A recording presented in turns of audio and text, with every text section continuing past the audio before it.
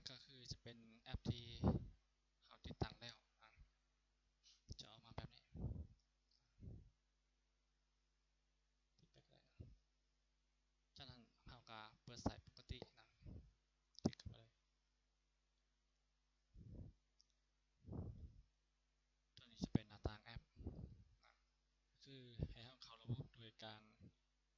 สแกนบาร์โค้ดอยู่ในโทรศัพท์ข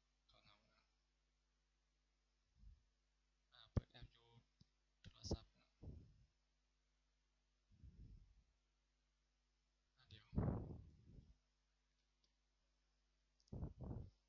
โอเคให้มาสแกนบาร์โค้ดเลยนะเปิดว่าแอปขึ้นมานะ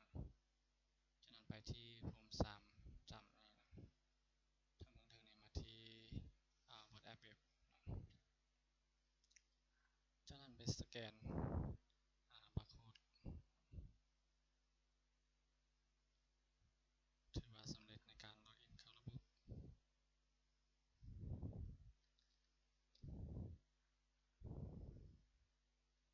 การใช้งานคล้ายคือกัน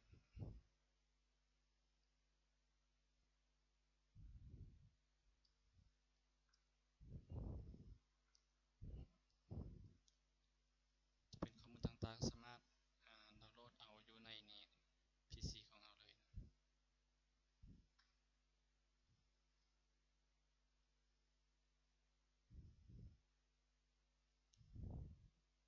ก็ไปลองประยุกต์ใส่มั้ง